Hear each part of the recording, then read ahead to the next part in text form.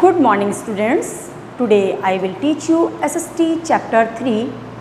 Chapter 3 की video आपको हमने पहले टर्न पर सेंड की थी. आई थिंक सभी ने चैप्टर को समझने की कोशिश की होगी. चैप्टर को अपनी बुक से रीड ज़रूर करें. इसी के साथ जो हमारे चैप्टर में कुछ इम्पोर्टेंट पॉइंट्स आते हैं आज उनको हम आपको क्लास में एक्सप्लेन करेंगे. हमारा चैप्टर था motion of the earth. Motion of the earth सभी को मालूम है जो हमारी पृथ्वी है उसकी गति होती है. तो चैप्टर का नाम ही हमारा है मोशन ऑफ द अर्थ, पृथ्वी की गतियाँ. नंबर 1 पॉइंट आता है हमारा इलिप्स. इलिप्स किसे कहते हैं? इलिप्स को कहते हैं हम हिंदी में दीर्घवृत्त, यानी दीर्घ मतलब बड़ा. पृथ्वी की जो अंडाकार कक्ष होता है, पृथ्वी का जो एक अंडाकार कक्ष होता है उसे हम कहते हैं इलिप्स. हिंदी में कहते हैं दीर्घवृत्त. नेक्स्ट पॉइंट आता है हमारा पेरिहीलियन. पेरिहीलियन क्या होता है हमारा? आपने अपनी लास्ट क्लास में भी नाम सुना होगा, पेरिहीलियन और एपिहीलियन. पेरिहीलियन होता है हमारा उपसौर और एपिहीलियन होता है हमारा अपसौरिक. तो पेरिहीलियन जिसको हम उपसौर कहते हैं वो पृथ्वी की वह स्थिति है जब सूर्य पृथ्वी के निकट होता है. पृथ्वी के निकट होने की स्थिति को हम कहते हैं पेरिहीलियन. और एपिहीलियन क्या है हमारा, जिसको हम हिंदी में कह रहे हैं अपसौरिक. अपसौरिक में क्या होगा? वह पृथ्वी की वह स्थिति जो हमारे सूर्य से दूर होती है. जब सूर्य पृथ्वी से दूर होता है वो हमारा एपिहीलियन कहलाता है. नेक्स्ट पॉइंट आता है हमारा लीप ईयर. आप सभी स्कूल जाते हैं, आपने देखा होगा आफ्टर 4 ईयर हमारे ईयर में 366 डेज हो जाते हैं. 366 जब डेज होते हैं तो वो ईयर हमारा लीप ईयर कहलाता है. अब वो एवरी ईयर तो 365 होते हैं, लेकिन आफ्टर 4 ईयर 366 कैसे होते हैं? 366 होने के लिए एवरी ईयर हमारे 6 आवर इंक्रीज होते हैं.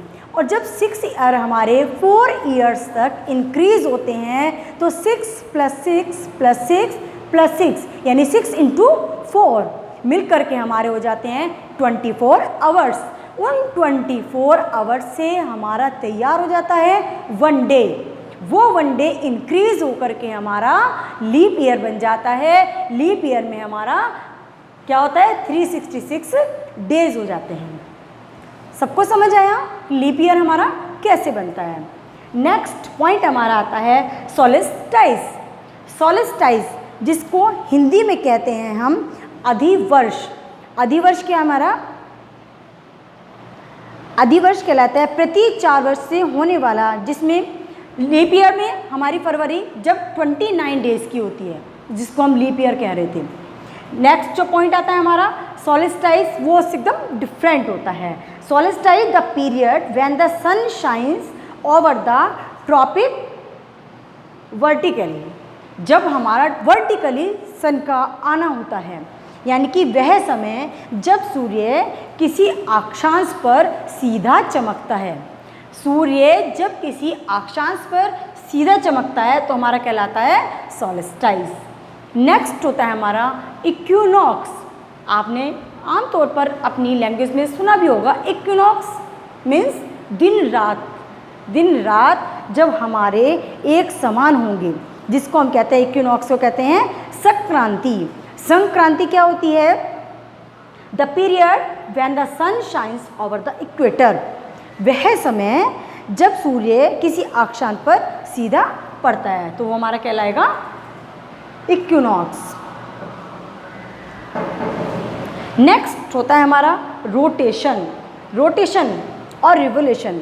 लास्ट वीडियो में आपने अगर ध्यान से देखा हो तो आपको हमने समझाया था रोटेशन और रिवोल्यूशन क्या है हमारा. रोटेशन को हिंदी में कहते हैं परिभ्रमण और रिवोल्यूशन होता है हमारा परिक्रमण. अब परिभ्रमण और परिक्रमण को अच्छे से समझने के लिए क्या है हमारे पास? जब पृथ्वी अपनी दूरी पर झुकाव के कारण दिन और रात एक समान नहीं होते हैं। इसका अर्थ होता है कि उत्तरी ध्रुव पर सूर्य का प्रकाश पड़ता है तो दक्षिणी ध्रुव अंधकार में हो जाता है, और जब दक्षिणी ध्रुव सूर्य का प्रकाश डालता है तो उत्तरी ध्रुव अंधकार में हो जाता है, जिस प्रक्रिया को हम कहते हैं रोटेशन। और रिवोल्यूशन क्या है, जिसको हम हिंदी में कहते हैं परिक्रमण। पृथ्वी सूर्य के चारों ओर परिक्रमा करती है, आप सभी जानते हैं। पृथ्वी सूर्य के चारों ओर जो परिक्रमा करते हैं इसी को हम कहते हैं रिवोल्यूशन। रिवोल्यूशन के बाद में अब हम सोचते हैं कि ये दिन रात हमारे कैसे हो जाते हैं, इनको क्या कहा जाता है। जैसे मैंने आपको अभी ऊपर बताया लीप ईयर, जिसको हिंदी में कहा गया है अधिवर्ष। अधिवर्ष हमारा होता है तो क्या पता चलता है हमको कि फरवरी हमारी होती है 29 डेज़ की, और फुल ईयर हमारा हो जाता है 366 डेज़ का। आई थिंक सभी को चैप्टर अच्छे से समझ आया होगा। फिर भी चैप्टर अगर आपको समझ नहीं आता है, आप अपनी बुक से रीडिंग कीजिए। उसके बाद भी कोई प्रॉब्लम आती है आप स्कूल आकर के अपने टीचर से डिस्कस कर सकते हैं। सभी को अच्छे से चैप्टर को सुंदर तरीके से जब आपको नोट्स सेंड किए जाएं, अपनी कॉपी में वर्क करना है, चैप्टर को याद करना है। Thank you everyone.